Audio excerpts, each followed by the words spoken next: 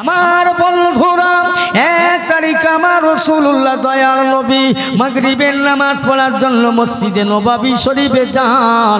আমার আপনার আম্মা যান, আল্লাহর নবীর বিবি আমাদের আম্মা যান আয়েশা সিদ্দিকা রাদিয়াল্লাহু তাআলা আনহা, যিনি 6 লক্ষ হাদিস পাকের হাফেজা, 30 পারা কোরআন পাকের হাফেজা। হে আল্লাহর নবীর বিবি আমাদের আম্মা যান, বলছি ইয়া রাসূলুল্লাহ হাবিবাল্লাহ, আজকে নামাজ পড়ে আপনি দেরি করবেন না, জলদি করে তাড়াতাড়ি আমার ঘরে আসবেন, একটু কাজ আছে, একটু কাজ আছে। রসুল নামাজ পড়ে ফিরলেন। আয়েশা কি কাজ? হুজুর ঘরে একটু বসেন, একটু অপেক্ষা করেন, ইন্তজার করেন। আমার আপনার নবী ঘরে বসে আছেন। আম্মা জান আয়েশা ঘরের জানালা দরজাগুলো সব বন্ধ করে দেয়। রসুল বলছে আয়েশা কি ব্যাপার? ইয়া রাসূলুল্লাহ হাবিবাল্লাহ, আমি আয়েশাকে মাফ করবেন, আমি আয়েশাকে ক্ষমা করবেন, আপনি মনে কিছু নেবেন না। ইয়া রাসূলুল্লাহ হাবিবাল্লাহ, আরবের কিছু মহিলারা, মদিনার কিছু মেয়েরা আমি আয়েশার কাছে মশলা ফতোয়া লিয়ার জন্য তাদের পাঠালেন। হ্যাঁ আয়েশা, ও আয়েশা, তুমি তো 6 লক্ষ হাদিস পাকের হাফেজা, 30 পারা কোরআন শরীফ পাকের হাফেজা, তুমি তো মুহাদ্দিস, তুমি তো মুফতি সাহেব। তোমার কাছে আরবের মহিলারা, মদিনার মায়েরা, বেটিরা মশলা দেবার প্রয়োজন আছে, ফতোয়ার প্রয়োজন আছে, তাই তো তাদেরকে তোমার কাছে তারগা পাঠিয়ে দিয়া। রাসূলুল্লাহ হাবিবাল্লাহ, আমি আয়েশা তাতে দুঃখিত নয়, তাতে ব্যতীত নয়, তবে হুজুর আমি দিনের বাগে একটা কাজ করব, ওদের সামনে করতে পারি না। আমি আয়েশার পরনের শাড়িটা ছিঁড়ে গিয়েছে, হুজুর মনে কিছু নেবেন না। আমি দিনের বাগে যদি সেলাই করি ওদের সামনে, আপনার সম্মানে আঘাত দেয়া হবে, আপনার ইজ্জতে আঘাত লাগবে। এই জন্য আমি আয়েশা রাতের বাগে সেলাই করতে পারি না, আমার লম্ফ জ্বালাবার মতো তেল নাই। আমার নবী বলছেন আয়েশা একটু পাত্র দাও না, শিশির দাও, দেখি মদিনার বাজার থেকে তেলের ব্যবস্থা হয় কিনা। ইয়া রাসূলুল্লাহ হাবিবাল্লাহ, না না না না না না না, আপনার মতো রাসূলকে আমি আয়েশার জন্য ঋণী হতে হবে না, দেনাদার হতে হবে না, বরং আপনি বসেন, আপনি বসেন। আমি আয়েশার বিশ্বাস আছে, আস্থা আছে, ভরসা আছে। আপনি আমার ঘরে বসলে আপনার চেহারা দিয়ে নূর জারি হবে, নূর জারি হবে, নূর জারি হবে, জারি হতে নূরে নূরে নূরে নূরে আমি আয়েশার ঘরটা নূরের আলো হয়ে যাবে। আপনার নূরের আলোতে সূর্যের ছিদ্র দিয়ে আমি সুতোটা পরিয়ে নিয়ে আমি আয়েশার পরনের ছেঁড়া শাড়িটা সেলাই করে নেব। জোরে বলেন না সুবহানাল্লাহ। কি নবী? আমার জান বর্ণনা করে, হ্যাঁ আমার রাসূল অপেক্ষা করলেন, বসে থাকলেন। আমার নবীর চেহারা দিয়ে নূর জারি হতে লাগলেন, নূর ঝলক মারতে লাগলেন। এত নূর জারি হলেন, এত আলো হয়ে গেলেন। ওরে আমি আয়েশা চামড়ার চোখে সুসের ছিদ্র দেখতে পেয়ে সুতোটা গলিয়ে পরিয়ে নিয়ে আমি আয়েশার পরনের কাপড়টি গুনে আমার নবীর নূরের আলোতে সেলাই করেছিলাম। আর একটু জোরে বলুন সুবহানাল্লাহ। অসুবিধা হচ্ছে নাকি আপনাদের? একটু দরুদ শরীফ আল্লাহুম্মা।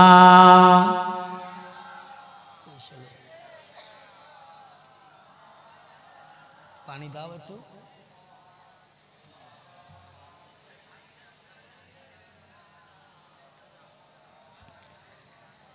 আমি যদি আরব হতাম মদিনার ওই পথ, আমি যদি আরব হতাম মদিনার ওই পথ, ওই পথে চলিতেন আমার নূর নবী হযরত। আল্লাহুম্মা, জোরে সাল্লি আলা।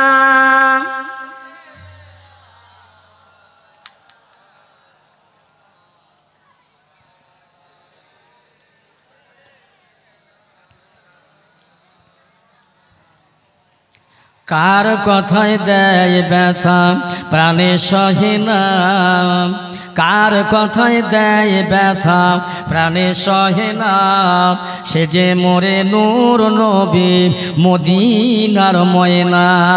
আল্লাহুম্মা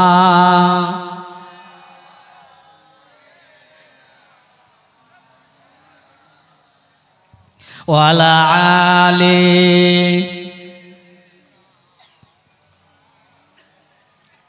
বাবু আমি একটু দরুদ শরীফ পড়লাম, আপনারা পড়লেন, কষ্ট নিলেন নাকি? দরুদ শরীফ ছাড়া মানুষ নেই স্যার, দোয়া কবুল হবে না। বাবারি এক জায়গায় জলসায় গিয়েছি, আমাকে বলে দিচ্ছে হুজুর বেশি দরুদ শরীফ পড়বে না, ভূমিকা দেবে না, উঠি ওয়াজ শুরু করে দেবে। আমি বলি আমার হাঁটকুড়ো ওয়াজ আমি করতে পারবো না, যে মজলিসে দরুদ শরীফ নেই ওই ওয়াজ করতে পারবো না। দরুদ শরীফ নেই, দরুদ শরীফের এত উপরে বাধা কেন, কি হয়েছে? আমার নবীর দরুদ শরীফ সব জায়গায় আছে, আজানে নবীর নাম, একামতে নবীর নাম, আমার নবীর দরুদ শরীফ নামাজের মধ্যে আছে। নামাজের মধ্যে ওই দরুদ শরীফ কেউ যদি না পড়ে তার নামাজই হবে না। নেই, আমরা পড়ি না আল্লাহুম্মা সাল্লি আলা মুহাম্মাদিন ওয়া আলা আলি মুহাম্মাদিন কামা সাল্লাইতা আলা ইব্রাহিম ওয়া আলা আলি ইব্রাহিম ইন্নাকা হামিদুম মাজিদ। একবার জোরে বলা যাবে না সুবহানাল্লাহ? এই দরুদ শরীফ আছে না নাই? আছে তো। এটা বাদ দিলে কোনো মুফতি সাহেবের নামাজ হবে? আমার মুসলমান ভাইয়ের আব্বা জানেরা, আমার নবীকে ভালোবাসার কথা বলছি, আমার নবীর মহব্বতের কথা বলছি, আমার নবীকে চেনবার কথা বলছি। নবীকে যদি ভালোবাসেন, ভালোবাসার মতো ভালোবাসেন, নবীকে যদি চিনতে পারেন, চেনার মতো চেনেন। ও মুসলমানি বান্দারেরাম, আল্লাহওয়ালা গণেরাম, ভাইজানেরাম, আজকে নবিয়ানা মজলিস দিয়ে এই জায়গায় মানুষ পাওয়া যায় না, বসার শুনবার মানুষ পাওয়া যায় না। আমার নবী পাক দুনিয়ার বুকে যদি কষ্ট না করতেন, তায়েবের জমিনে যদি মার না খেতেন, উহুদের যুদ্ধে যদি দান মোবারক না শহীদ হতেন, মক্কা ছেড়ে মদিনায় যদি না যেতেন, আজ পদ্মপুকুরের মানুষ কেন, এই গোটা পশ্চিম বাংলার মানুষ কেন, পৃথিবীর মানুষেরা ধর্ম বলে জানতো না, ইসলাম বলে চিনত না, টুপি দাড়ি চিনত না। একমাত্র আমার নবীর অবদানে, আমার নবীর মেহনতে এই ইসলামটা এই পর্যন্ত পৌঁছেছে। একবার জোরে বলা যাবে না সুবহানাল্লাহ? চিন্তা করেছেন, ভেবেছেন? ও মুসলমান ইমানদারেরা, আল্লাহওয়ালা গণেরা, ভাইয়েরাম, আমার নবী আমাদের ভুলেন। 1 তারিখে জিবরাইল আমিন আলাইহিস সালাতু ওয়াস সালাম এসে জানতে চান, ইয়া রাসূলুল্লাহ, হাবিবাল্লাহ, আল্লাহর পক্ষ থেকে একটা ফেসালিটি, একটা অফার আপনাকে দিল, যা অন্য মহিলার জন্য দেন নাই। কি ফেসালিটি হুজুর, আপনি মানবেন তো বলুন? ইয়া রাসূলুল্লাহ, হাবিবাল্লাহ, আল্লাহ পাক আপনাকে ভালোবেসে আল্লাহর আরশ পাকের ডান পাশটায় খালি জায়গা আছে, ওই জায়গাতে আপনার দেহ মোবারক তুলে নেবে, আপনাকে রেখে দেবে, আল্লাহর কাছাকাছি রাখবে, আপনাকে বন্ধু হিসাবে আল্লাহ ভালোবাসে। জিবরাইল বলো তো, আমার আল্লাহ পাক আরশ আল্লাহ তুলে নেবে, আমার উম্মতেরা কোথায় থাকবে? এই জমিনে। আমার রাসূল পাকের দুটো চোখের গোড়ায় পানি এসে যায়। ও জিবরাইল, আল্লাহ পাক আমাকে যদি আর আল্লাহ তুলে নেয়, নবী আর দুনিয়ায় আসবে না, নতুন করে আমি আর আসবো না। ও জিবরাইল, নবীর কাছে খাতামান নবীন, নবী শেষ, নবীর দরজায় তালা মারা হয়ে গেছে, আর নবী আসবে না, আমার বাদে নবী আসবে না, আমার পরে নবী থাকবে না। শুনে নাও জিবরাইল, এই পৃথিবীর জগতে একটা পাখির কোলে যদি 10টা বাচ্চা থাকে, ওই ধাড়িটা যদি কোনো রোগাক্রান্ত হয়ে মারা যায়, ওই বাচ্চাগুলো এতিম হয়ে যাবে, ওই বাচ্চাগুলো তারা মা হারা হয়ে যাবে, গাইড দেবার কেউ থাকবে না, ওদের সহজে চিলে বাগে কাগে খেয়ে ফেলবে, মা নাই। আমি রাসূলুল্লাহ যখন থাকবো না, না জানি আল্লাহর আসমানি গজব আমার উম্মতের মধ্যে আসবে, আমার আল্লাহর আসমানি গজব আমার উম্মতের মধ্যে আসবে, তাদের ঠেকাতে পারবে না, কেউ দেখার থাকবে না।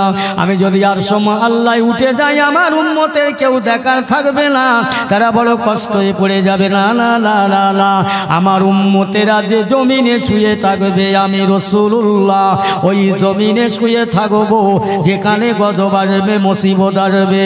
আমি 2টা হাত তুলে আল্লাহর দরবারে দোয়া করব আমার উম্মতের জন্য। একবার জোরে বলা যাবে না সুবহানাল্লাহ? এই দায়িত্ব কে নেবে আর কে বলবে? আমাদের নবী ভুলে যায়নি আমাদের কথা, আজও কবরে শুয়ে কাঁদছে, হাবলি উম্মতি রব্বি উম্মতি করে। হ্যাঁ, এই নবীকে চিনলাম না? আমার পেয়ারা ভাইয়ের আব্বা জানের আল্লাহওয়ালা গণেরা, আল্লাহওয়ালা গণেরা, ভালো করে শুনেলেন। তাই আমার নবী বোঝাচ্ছেন, আমার নবী বলে গেলেন, ও দুনিয়ার মানুষেরা, তোমরা জেনে রেখে দাও, তোমাদের আমলের জোরে, ইমানের জোরে কবরে নাজাত মিলবে, ফায়সালা হবে, বংশের জোরে হবে না, শিক্ষার জোরে হবে না। তোমাদেরকে তোমরা বড় নেতা জোলে, তোমরা শিক্ষিত বলে, এমপি বলে নয়, জেনে রাখো বান্দা, তোমাদের আমলটা মজবুত করো, ইমানটা মজবুত করো। আমল ছাড়া কবরে নাজাত মিলবে না, হাসরে নাজাত মিলবে না। এই প্রসঙ্গে আমার নবী, দয়ার নবী আম্মা জান ফাতেমাকে ডেকে বললে, ও মা ফাতেমা, ও আমার কালিজার টুকরা ফাতেমা, আমি রাসূলুল্লাহ তোমার আব্বা জান বলছি, শুনে নাও। তুমি রাসূলুল্লাহর বেটি বলে, হাসান হোসাইনের মা বলে, আলীর বিবি বলে রেহাই পাবে না যদি আমল না থাকে, ইমান না থাকে। মা দুনিয়াতে আমল করে পরিপূর্ণ ইমানদার হয়ে কবরে যাবার চেষ্টা করো। ও মুসলমান, যদি রাসূলুল্লাহ তার বেটির এই কথা বলতে পারে, আমরা কত কঠিন গুনাহগার, কত পাপী, আমরা কত আমল করে দুনিয়া থেকে যাব। আল্লাহর নবীর বেটিকেও পর্যন্ত আল্লাহর নবী ছাড়েনি। আল্লাহ যাকে জান্নাতের রানী করেছে, বেহেশতের রানী করে, জাহালিল জান্নাত করেছে, যার ইবাদতে তেলাওয়াতে আমলে যার কম নাই, ইবাদতে তেলাওয়াতে যার কম নাই, সেই রসুল তার বেটিকে ডেকে বলছে, মা আমল ছাড়া, ইমান ছাড়া নাজাত মিলবে না।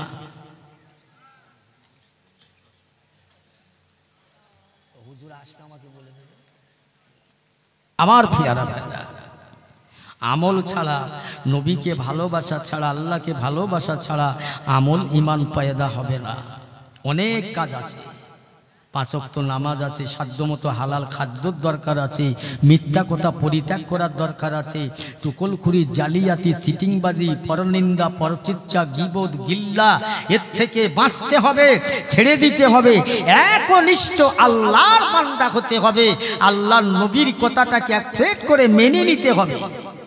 তবে তো না ইমানদার, তবে তো না আমল আলা। বুঝছেন?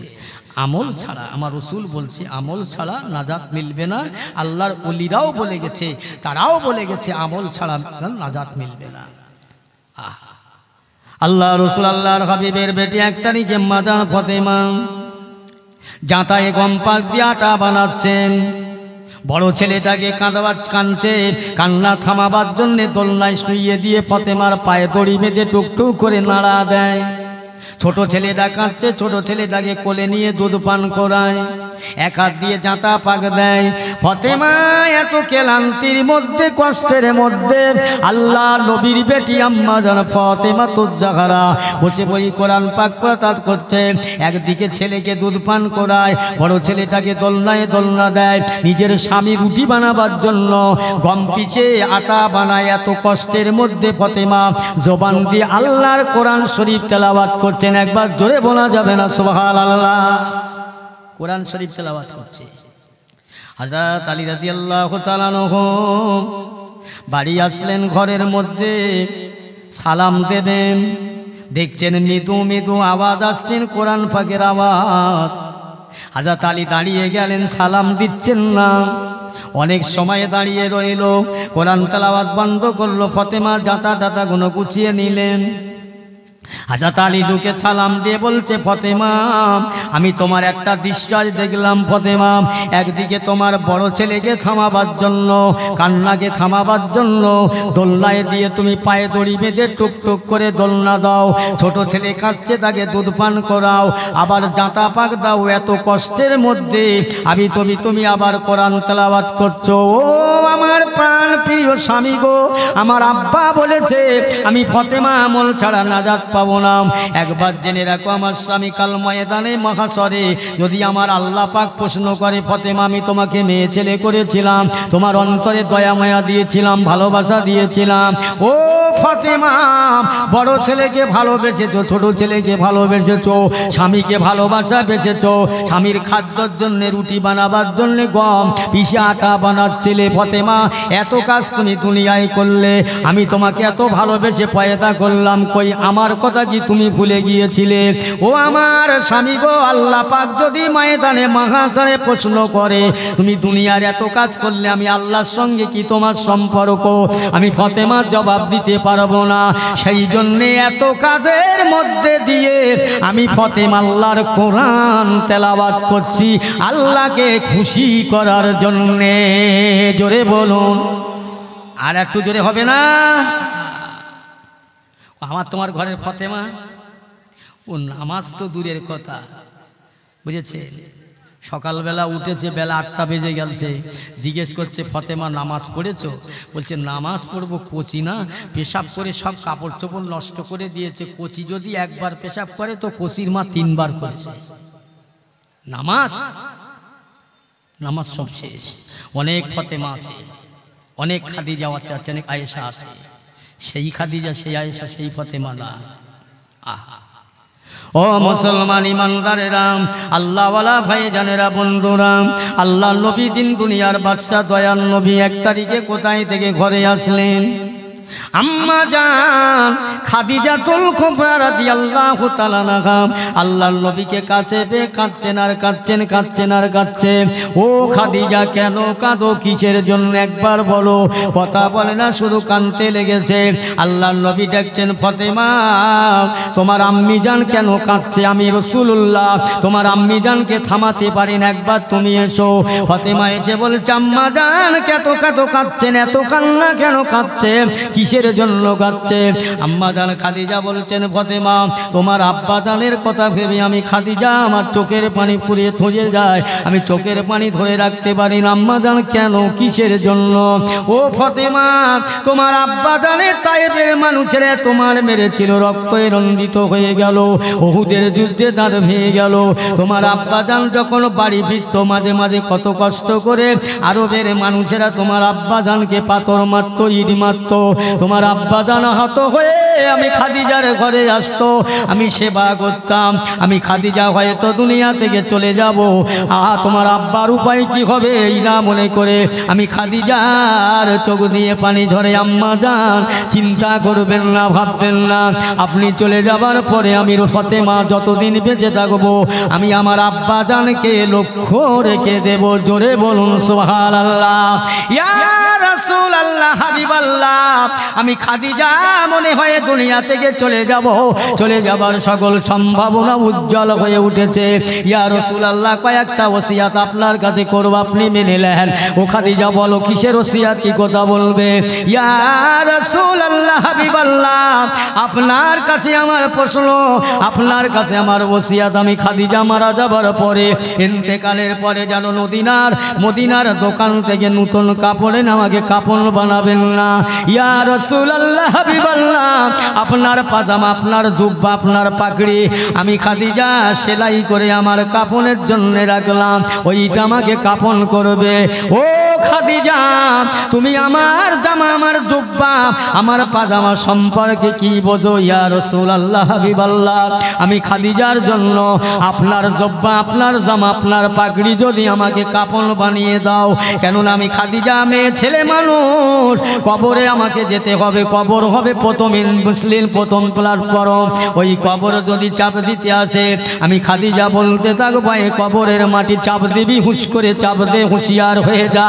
এ মাটির কবর আমার শরীরে, আমি খাদিজার দেহ, আল্লাহর নবী খোদার বন্ধুর গায়ের জুব্বা আমার কাফন পরানো রয়েছে। এই কবরের মাটি আমার গায়ে চাপ দিয়ে আমার নবী পাকের জুব্বাটাকে বেইজ্জতি করো না। ইয়া রাসূলুল্লাহ, হাবিবাল্লাহ, আমি খাদিজা এতটুকু বলতে পারবো, এই আপনার জামা, আপনার জুব্বা আমার কাফন হবার সুবাদে আমি খাদিজা যদি কবরে নাজাত পেয়ে যাই। জোরে বলুন, আর একটু জোরে বলে। আহা খাদিজা, ইয়া রাসূলুল্লাহ, হাবিবাল্লাহ, আমার কবরটা যখন তৈরি হয়ে যাবে, মেরামত হয়ে যাবে, আপনি আমার কবরটা একটু নেমে পড়বেন, হাত দিয়ে চারিদিকে ঘষে মেজে দেবেন। আপনার ছোঁয়া লাগলে আমার কবর আর আমাকে চাপ দেবেন না। ইয়া রাসূলুল্লাহ হাবিবাল্লাহ। আর একটা কথা, সবাই মাটি দিয়ে চলে আসবে, আপনি আমার স্বামী আপনার আল্লাহর নবী ইয়া খাদিজা রাসূলুল্লাহ, আমি খাদিজার কবরের দ্বারে আপনি ইন্তেজার করবেন, দাঁড়িয়ে যাবেন কেন খাদিজা? ইয়া রাসূলুল্লাহ হাবিবাল্লাহ, যদি মুনকের নেকির আমার কাছে সওয়াল করে, প্রশ্ন করে, আমি মেয়ে ছেলে মানুষ, তো আমার আমল নাই, আমি জবাব হয়তো দিতে পারবো না। সত্যি যদি আমি খাদিজাকে আপনি ভালোবাসেন, খবরদার ইয়া রাসূলুল্লাহ, আমার কবরের ধারে দাঁড়িয়ে থাকবে, মুনকের নেকির প্রশ্ন করবে, আমি যদি জবাব না দিতে পারি, আপনি আমার হয়ে প্রশ্নের জবাবটা দেবেন। একটু জোরে বলা যাবে না সুবহানাল্লাহ?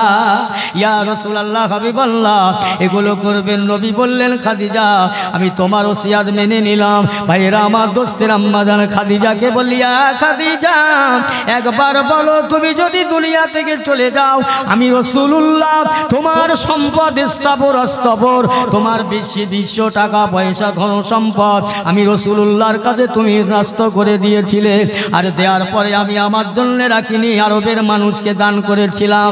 এই খাদিজা তুমি ইন্তেকাল হয়ে যাবে, আমি রাসূলুল্লাহর কাছে কিছু খেতে চাও বলো একবার। না না ইয়া রাসূলুল্লাহ, আমি খাদিজা আপনার কাছে কোনো খাবার চাই না, আমার এই ওসিয়াতগুলো আপনি মেনে নেন। খাদিজা দুনিয়া থেকে বিদায় হয়ে গেলেন।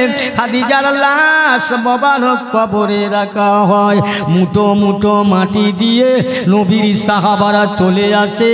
আল্লাহ নবী আম্মা জান খাদিজার কবরের পাশে দাঁড়িয়ে রইল। আল্লাহ নবীর সাহাবারা বলতে লাগলেন, হায় হায়, নবী এতক্ষণ দাঁড়িয়ে আছে কেন? মনে হয় মা খাদিজাকে নবী বড় ভালোবাসে। অন্য সাহাবীরা বলতে লাগলেন, হুজুর আপনি আপনার বুড়ি খাদিজার জন্য কেন কাঁদেন, অপেক্ষা করেন। আল্লাহর নবী বললেন, সাহাবীরা খবরদার, আর দ্বিতীয়বার আমাকে খাদিজাকে তোমরা বুড়ি বলো না।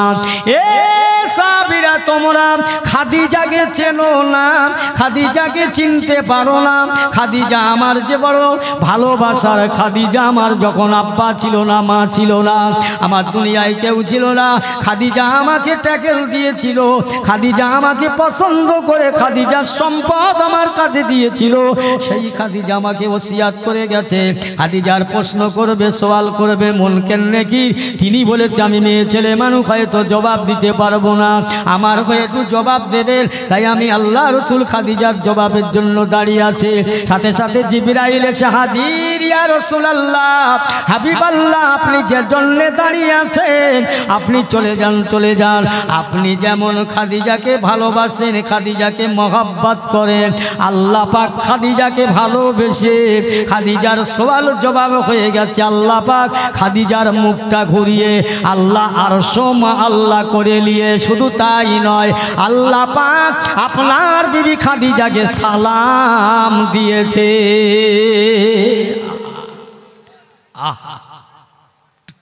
সেই রসুলকে ভালোবাসার মতো বাসো, মহব্বত করার মতো করো, অর্ধেক বাইরে অর্ধেক ভিতরে না। নবী কারো কষ্ট দেয়নি, নবী কারো করে হিংসা করেনি, নবী কারো করে আঘাত দেয়নি। আমরা নবীর উম্মত কেন আঘাত দেব, হিংসা করব, মানুষকে কেন ছোট করব? না, হয় না, হতে পারে না। আমার পেয়ারা মুসলমান ভাইয়ের আব্বা জানেরা, হুজুর কেবলা এখনই আসবেন, আপনাদের খিদমতে আমি এতক্ষণ ধরে যা কিছু বলেছি, আল্লাহ যতটুকু বলেছে, মনে প্রাণে আঘাত লাগলে আমার জন্য দোয়া করবেন, আমাকে মাফ করবেন। দুটো কথা বলে যাই, বাবা প্রত্যেকেই নামাজি ছেলে যাও, নামাজি বেনে যাও, যুবক ছেলেরা, যুবক ভাইরা, নজওয়ান ছেলেরা নামাজি হয়ে যাও, ভালো কাজ করো, জলসা দাও, ঘন ঘন দাও, মাসে 2-4টে জলসা দাও, তবে বিয়ের আগে বউ ভাত করো না। আমার সেই আগের কথা, বিয়ের আগে বউ ভাত করো না, আগে নামাজটা পড়ো, ফরজটা আদায় করো, তবে সুন্নতটা পালন করো। কথা বুঝছেন? আল্লাহ পাক কোরআন শরীফের মধ্যে বেশিরভাগ বলেছে নামাজের কথা, সবরের কথা, বেশিরভাগ। তাই নামাজ ছাড়া হয়ে গেলে যে মুসলমানের নামাজ নেই তার কিচ্ছু নেই। আল্লাহ রসুলের সাহাবারা প্রশ্ন করেছিল, ইয়া রাসূলুল্লাহ হাবিবাল্লাহ, সবাই তো মানুষ, ইহুদিদের বাপ মা মরে গেলে কাঁদে, ওদের মায়া দয়া আছে, কাঁদে কাঁদে। ওদের ক্ষুধা লাগলে খায়, আমাদের ক্ষুধা লাগলেই খাই। আমাদের বাপ মা মরে গেলে কাঁদি, বুঝেছেন না? ওরাও দুনিয়া রাত্রিরে ঘুমায়, আমরা ঘুমাই। ওদের পেশাব পায়খানার প্রয়োজন আছে, আমাদের প্রয়োজন আছে। হুজুর মানুষ হিসাবে তো সব সমান, আলাদাটা কোথায়? আল্লাহ রসুল বলেছিলেন শোনো শোনো শোনো, আলাদা এই জায়গায় একজন মুসলমান বেনামাজি, একজন মুসলমান নামাজি, সে মোমেন। একজন মুসলমান হয়ে কলমা পড়ে আছে, নামাজ পড়ে না, এই বেনামাজিদা আর একটা ইহুদি দুটোই সমান। কথা বুঝছেন? আলেমরা আছে, মশলা জেনে নেবেন। নবী বলছেন একটা বেনামাজি মুসলমান একটা ইহুদি সমান, একটা নামাজি মুসলমান সে মোমেন, পরিপূর্ণ মোমেন। নামাজটা পড়বেন প্রত্যেকে, কি বেটা ছেলে কি মেয়ে ছেলে। এক ওয়াক্ত নামাজ কাজা হলে 80 হোক বা জাহান্নাম, 80 হোক বা 1 হোক বা কত, 2,88,000 বছর। চালাকির কথা না, মামুলি কথা না, বুঝেছেন? এক ওয়াক্ত নামাজ ইচ্ছা করে কাজা করলে 80 হোক বা জাহান্নাম, যদি আল্লাহ মাফ করে তো মাফ পাবো। আর 80 হোক বার 1 হোক বা হবে 2,88,000 বছর, বুঝছেন?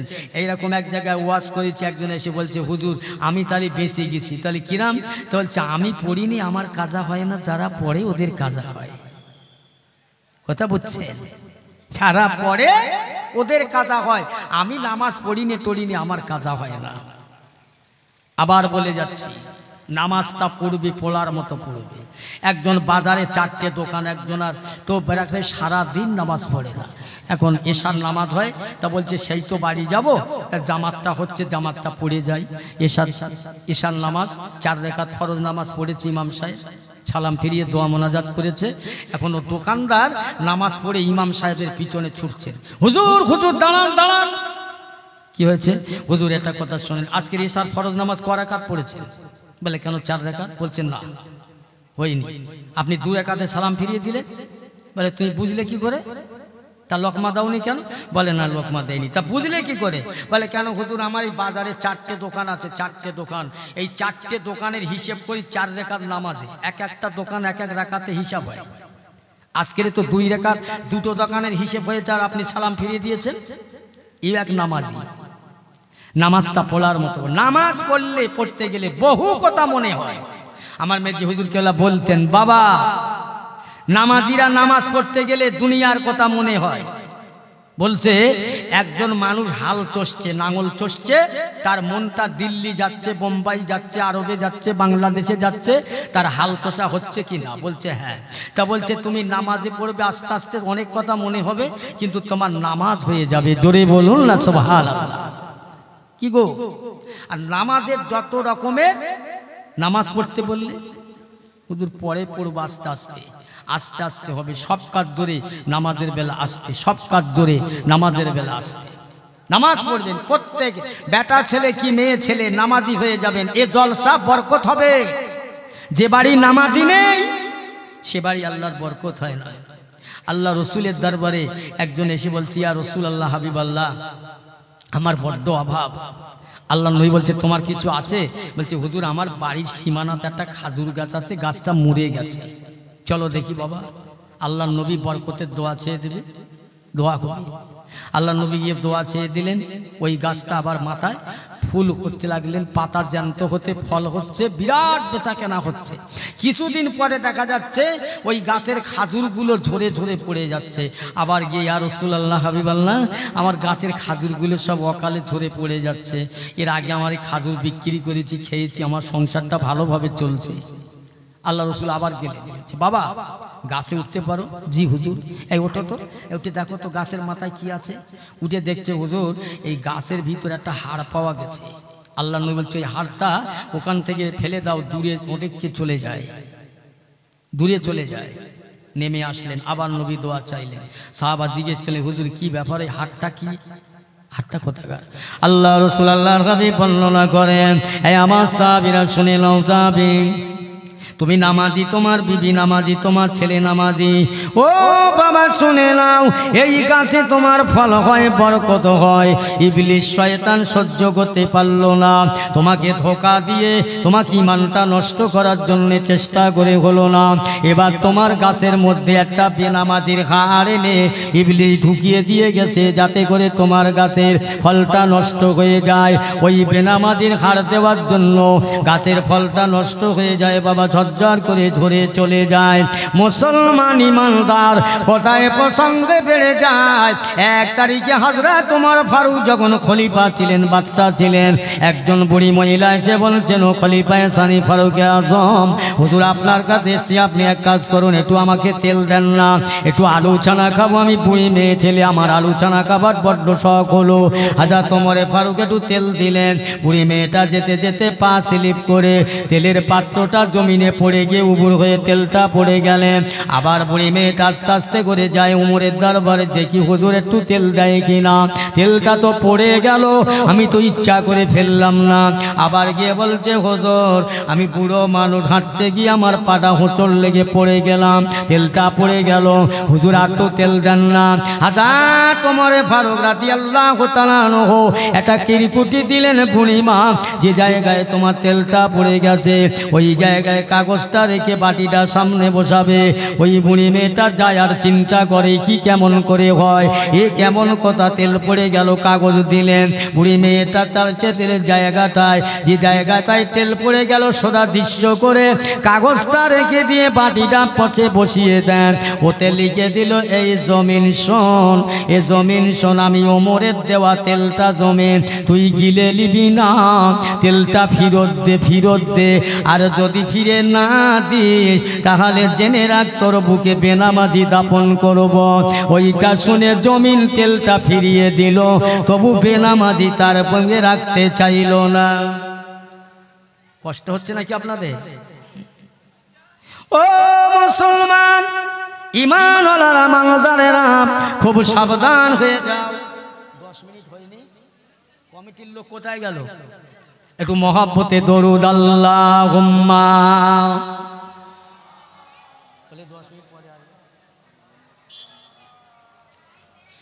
ওয়ালা আলে সাইয়্যিদিনা। আকাশ হতে পড়ল ঝরে কোলে আমেনার, আকাশ হতে পড়ল ঝরে কোলে আমেনার, মালাইক সব জানায় সালাম তাজিমে তোমার। আল্লাহুম্মা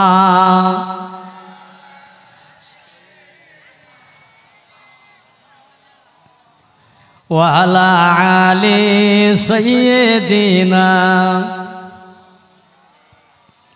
মোহাম্মদ তুমি গো খোদার পিয়ারা, আমিনা মায়ের তুমি নয়নেরই তারা, এসেছিলে তুমি গো সেই নিশিরাতে, মুখেতে মধুর বাণী কোরআন যে হাতে।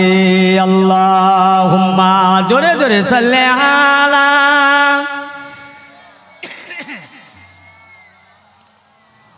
ওয়ালা আলে সাইয়্যিদিনা।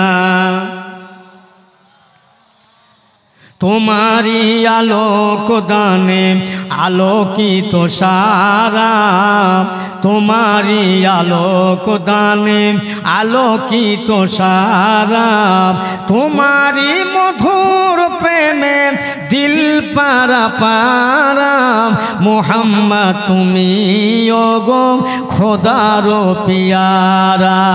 আল্লাহুম্মা সাইয়্যিদিনা মাওলানা মুহাম্মদ ওয়ালা আলি। আমার পিয়ারা ভাইয়ের আব্বা জানেরা, তাহলে কি বলছিলাম, আমার কথা কি ছিল? ইমানদার হয়ে আল্লাহর পাকের ইমানওয়ালা হয়ে আমল নিয়ে কবরে যাবার চেষ্টা করবে। খবরদার দুনিয়াটাকে পেয়ে ইদিক উদিক করে দুনিয়ার জীবনটা রঙিন জীবন করে মরো না।